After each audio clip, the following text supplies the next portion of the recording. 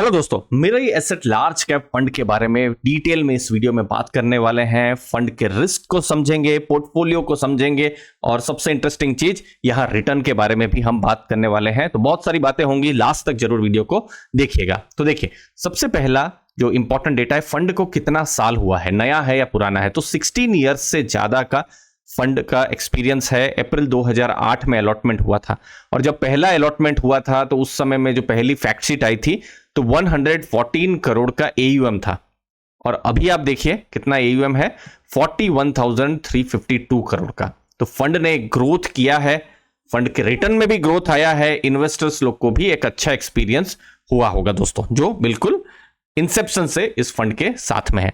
Turnover ratio ये क्या बताता है कि कोई भी फंड हो, और ये मेरे एसेट लार्ज कैप ही नहीं, कोई भी फंड का आप एनालिसिस करें तो टर्नओवर रेशियो देखिए। समझाता हूं थोड़ा संक्षेप में कि सोच लीजिए किसी फंड का टर्नओवर रेशियो 100 है या 100 से ज्यादा है, 150 है, तो इसका मतलब क्या है कि फंड मैनेजर खरीद बेच बहुत रेगुलरली कर रहे हैं। और जितना कम हो उसका मतलब क्या है कि फंड मैनेजर पोर्टफोलियो में जो भी कंपनी है उसको रख रहे हैं, बहुत ज्यादा खरीदना बेचना जैसा कम कर रहे हैं। तो 37% एक न्यूट्रल जैसा है कि थोड़ा बहुत उन्होंने खरीदारी भी की है, बेचना भी किया है, थोड़ा बहुत पोर्टफोलियो से कंपनियों को बाहर किया है और इंटर भी किया है। और अभी जब ये मैं वीडियो बना रहा हूं अगस्त के महीने में, तो जो लेटेस्ट एनएवी है 110.5 का है। फंड मैनेजर है मिस्टर गौरव मिश्रा, 2019 से इस फंड को देख रहे हैं, तो खासा लॉन्ग टर्म से इस फंड को देख रहे हैं। अब परफॉर्मेंस पर आते हैं। देखिए, अगर हम 1 ईयर का परफॉर्मेंस लेते हैं तो सबसे पहले देखिए, किसी भी फंड की कोशिश रहती है कि जो की बेंचमार्क है उसको बीट करे।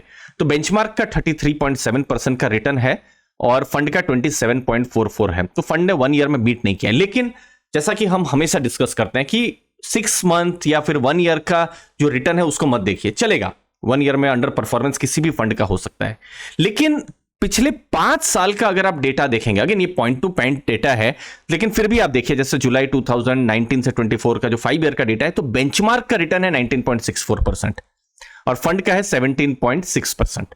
तो 5 साल में अगर आप देखेंगे तो फंड ने अंडर परफॉर्मेंस किया ही है, चाहे वो 1 ईयर हो, 3 ईयर हो, 5 ईयर हो। तो ये एक अंडर परफॉर्मेंस दिखा रहा है। यस, इंसेप्शन, अब इंसेप्शन में तो देखिए 16 ईयर्स हो चुके हैं और बेंचमार्क को फंड ने बिल्कुल बीट किया ही हुआ है। मतलब जो 16 साल या उससे ज्यादा जो पुराने इन्वेस्टर्स हैं उनको अच्छा एक्सपीरियंस मिला है, लेकिन जो इन्वेस्टर ने हो सकता है एंट्री किया होगा पिछले 5 साल में, 3 साल में, 1 साल में, तो शायद उतना अच्छा एक्सपीरियंस नहीं रहा होगा। और डेटा को हम लोग समझते हैं, जैसे आप देखेंगे फंड का भी अगर आप परफॉर्मेंस देखेंगे थोड़ा साइक्लिकल। अगर आपने इन्वेस्ट किया होता फॉर एग्जांपल 2014, 15, 16 के समय में बहुत बड़ा आउट परफॉर्मेंस था। आप देखिए 2014 का जो कैलेंडर ईयर था 53% रिटर्न था और निफ्टी 100 का कितना था, 35%। मतलब फंड ने 18% से आउट परफॉर्म किया था। बहुत ही अच्छा टाइम था, लेकिन वो 10 साल पहले का टाइम था। अब 2017 में भी आप आइए, फंड का रिटर्न 39% है और लेकिन निफ्टी का 33%, 6% से आउट परफॉर्म कर रहा है। तो ये एक मान सकते हैं एक बिल्कुल गोल्डन पीरियड था।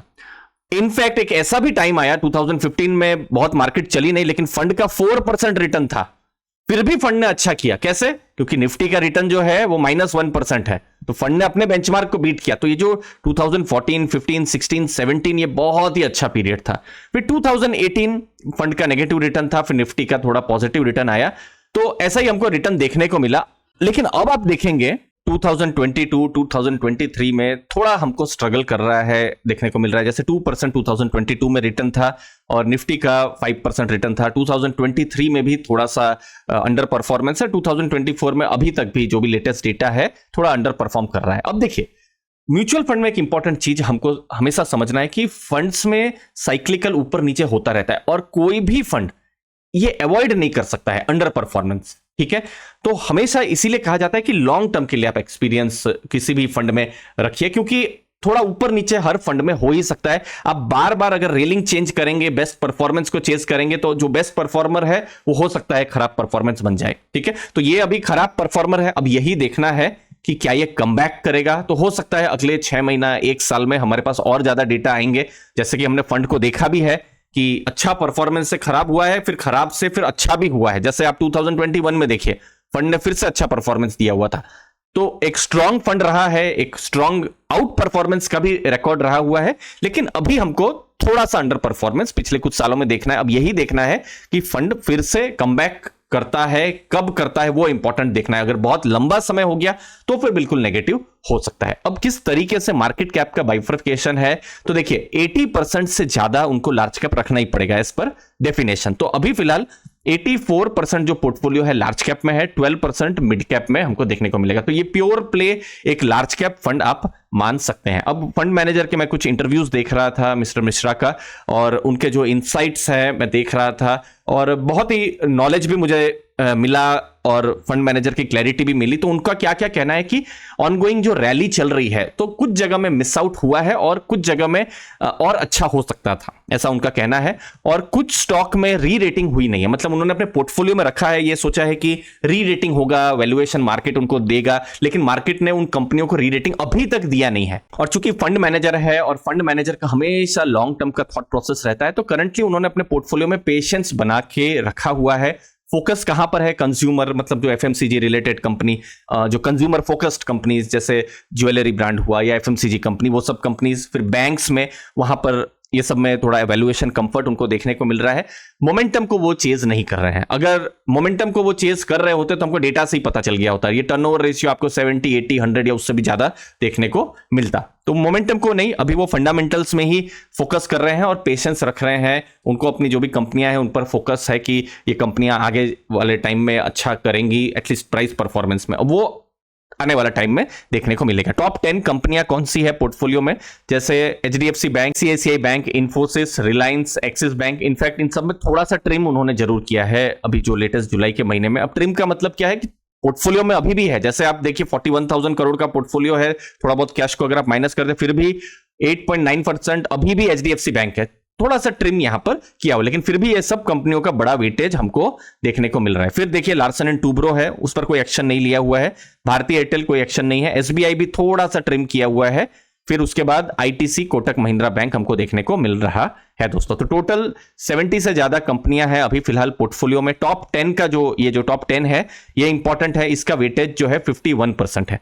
अब कौन सी कंपनियां हैं जिसको उन्होंने ऐड किया है फर्दर, जो हम देख रहे थे ना कंज्यूमर फेसिंग कंपनीज या बैंक्स, वो सब। तो देखिए जैसे मारुति को ऐड किया है, टीसीएस, फिर वेदांता को ऐड किया है, 197 पेटीएम को और ऐड किया है, ग्लैंड फार्मा, फिर एशियन पेंट्स। तो इन सब कंपनियां को और ऐड उन्होंने अपने पोर्टफोलियो में किया हुआ है। कुछ कंपनियों का नया एंट्री भी उन्होंने पोर्टफोलियो में किया हुआ है, जैसे टाइटन, कल्याण ज्वेलर्स, फिर शोभा, ग्लेनमार्क। तो ये कंपनियां जो आप देख रहे हैं जहां ऐड किया है या फिर न्यू एंट्री, तो आप मान सकते हैं कि फंड मैनेजर की जो लेटेस्ट बेट्स जैसा आप मान सकते हैं कि वो सोच रहे हैं कि अगले 1 साल, 2 साल या 3 साल में ये कंपनियां अच्छा करे business wise, performance wise. Exit कहां पर उन्होंने किया हुआ है, जैसे ऑटो एंसिलरी एक संवर्धना मदरसन है, फिर टोरेंट फार्मा सेक्टर से, और भारतीय हेक्साकॉम। तो यहां पर उन्होंने एग्जिट भी अपने पोर्टफोलियो से किया हुआ है। अब देखते हैं कि आने वाले टाइम में इस पोर्टफोलियो के साथ जो है आउट परफॉर्मेंस का एक जो हिस्टोरिकल डेटा है वो फिर से आता है या नहीं।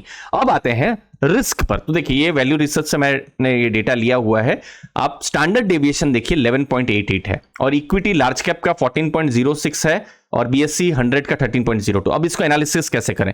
स्टैंडर्ड डेविएशन हमको वोलेटिलिटी के बारे में बताता है। तो यहां पर देखिए जितना कम वोलेटिलिटी हो उतना अच्छा, और वो हमको बिल्कुल दिख रहा है, कम वोलेटिलिटी है। ठीक है, तो ये एक बहुत ही पॉजिटिव देखने को मिलेगा। अब इसको कैसे एनालाइज करिए, भले ही फंड ने थोड़ा अंडर परफॉर्म किया है, लेकिन वोलेटाइल भी परफॉर्मेंस नहीं रहा है। मतलब गिरती हुई मार्केट में अचानक से शॉकिंगली और ज्यादा गिरा नहीं है, कम गिरा है। ठीक है, तो ये आप इस तरीके से देख सकते हैं। शार्पे रेशियो कम है। ठीक है, शार्पे रेशियो यहां हमको थोड़ा ज्यादा देखने को मिल रहा है, कम मिल रहा है, मतलब रिस्क भी कम लिया है, और रिस्क के कंपैरिजन में रिस्क एडजस्टेड जो रिटर्न जो शार्पे रेशियो से हमको पता चल रहा है वो भी कम है। तो आप ऐसा मान सकते हैं कि लो रिस्क है या मीडियम रिस्क है, लेकिन रिटर्न भी वैसा ही लो या मीडियम जैसा रिटर्न है।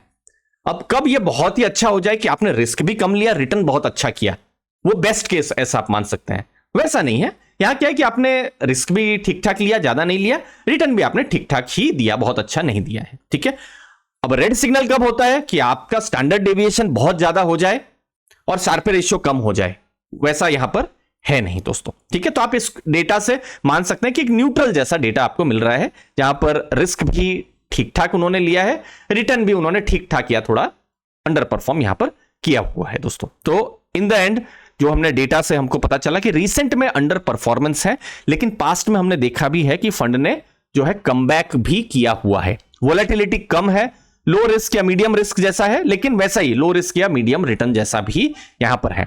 अब फंड में अगर आप देखेंगे कुछ जो न्यू एज जो फिनटेक कंपनीज थी जहां पर उन्होंने बेट लिए हुए थे, वहां पर कुछ रेगुलेटरी एक्शन आए जिसकी वजह से प्राइस परफॉर्मेंस और खराब हो गया, जिसकी वजह से कुछ हद तक जो फंड का भी परफॉर्मेंस में थोड़ा इंपैक्ट हुआ। तो ये सब होता है और ये कोई भी फंड मैनेजर जो है फ्यूचर में बोल नहीं सकता। अब आरबीआई किस कंपनी पर कल क्या, किस बैंक पर कल क्या एक्शन ले ले, बोल पाना थोड़ा मुश्किल है ना। तो इसीलिए अब आने वाले टाइम में देखना है कि यस अंडर परफॉर्मेंस है, लेकिन फंड टर्न अराउंड करता है कि नहीं। और टर्न अराउंड अभी देखिए, अंडर परफॉर्मेंस तो लंबे समय से चल रहा है, बट यस अगला 6 महीना से 12 महीना जरूर देखना है कि ऐसा ही रह रहा है या फिर फंड जो है कम बैक कर रहा है। और हमारी तो बेस्ट विशेस रहेंगी कि फंड फिर से कम बैक करे यहां पर, बट हमको डेटा देखते रहना है और अब अगले कुछ महीनों में जरूर देखना है कि टर्न अराउंड हो रहा है या नहीं। तो वो सिग्नल देखना बहुत इंपॉर्टेंट है। बाकी टीम जो है वो स्ट्रांग है। Mister Nilesh Surana as CIO एक स्ट्रांग नाम है। मिस्टर मिश्रा का भी बहुत एक्सपीरियंस है। आने वाले टाइम में वही देखना है कि ये कैसे कम बैक करते हैं दोस्तों। और ये चीज बिल्कुल ध्यान में रखिए कि हर फंड अंडर परफॉर्मेंस से गुजरता ही है और ये एक थोड़ा डिफिकल्ट टाइम लग रहा है, बट यस बहुत ज्यादा भी अगर अंडर परफॉर्मेंस का अगर टाइम हो जाए, 5-10 साल हो जाए, तो फिर तब नेगेटिव हो सकता है। अब देखते हैं कि आने वाले 6 से 12 महीनों में किस तरीके से ये कम बैक कर रहा है। लास्ट में दोस्तों, म्यूचुअल फंड इन्वेस्टिंग में हमेशा गोल को फोकस में रखना चाहिए और उसके लिए रेगुलर गाइडेंस की जरूरत है। मेरा नाम दीपक है, मैं एमफी रजिस्टर्ड हूं और चार्टर्ड फाइनेंशियल गोल प्लानर भी हूं। इससे पहले मैं एक्स वेल्थ मैनेजर और बैंकर रह चुका हूं, जहां पर मैंने HDFC बैंक, आनंद राठी, एलारा कैपिटल जैसी बड़ी संस्थाओं में काम किया है। बहुत सारे HNI क्लाइंट्स को मैनेज किया था और अभी भी बहुत सारे क्लाइंट्स को मैं मैनेज कर रहा हूं। तो यहां पर मैं आपके साथ एक free personalised mutual fund consultation कर सकता हूं, जहां पर आपके गोल प्लानिंग पर हम डिस्कशन कर सकते हैं। इसके लिए गूगल फॉर्म है, उसकी लिंक मैंने डिस्क्रिप्शन बॉक्स में दी हुई है। मैं इतना जानता हूं कि सभी इन्वेस्टर यूनिक है, सबके लिए एक स्मार्ट, क्यूरेटेड और गोल बेस्ड प्लान होना चाहिए। और गोल क्या हो सकते हैं, जैसे रिटायरमेंट इनकम, जैसे SWP के जरिए वेल्थ क्रिएशन गोल हो सकता है 15 साल के बाद आपको 5 करोड़ का गोल हो या फिर 8 साल के बाद 2 करोड़ का गोल हो, तो ये सब गोल्स हैं। बच्चों की एजुकेशन गोल है, फिर फॉरेन वेकेशन या घर खरीदना, ये सब कुछ इंपॉर्टेंट गोल्स हैं दोस्तों। तो गोल बेस्ड इन्वेस्टिंग पर हमारा फोकस है। आपको क्या करना है, गूगल फॉर्म की लिंक मैंने डिस्क्रिप्शन में दी हुई है, उसको भरना है और जो है हम कॉल को शेड्यूल कर सकते हैं। अगर आप म्यूचुअल फंड की इन्वेस्टिंग जर्नी को शुरुआत करना चाहते हैं विद प्रॉपर प्लान, तो एक free online mutual fund account भी आप ओपन कर सकते हैं। उसकी भी लिंक मैंने डिस्क्रिप्शन बॉक्स में दी हुई है। आपको क्या फायदा मिलेगा, क्योंकि हमारा जो फोकस है वो एग्जीक्यूशन पर है, रीबैलेंसिंग, एसेट एलोकेशन पर हमारा फोकस रहता है। रेगुलर रिव्यू आपके पोर्टफोलियो का होता रहेगा और बहुत सारे इन्वेस्टर प्रोग्राम्स होते हैं, वहां पर भी आपको एक्सेस मिलता रहेगा दोस्तों। मुझे उम्मीद है इस वीडियो से आपको वैल्यू मिली होगी। आपके कीमती समय के लिए बहुत बहुत धन्यवाद। थैंक यू दोस्तों।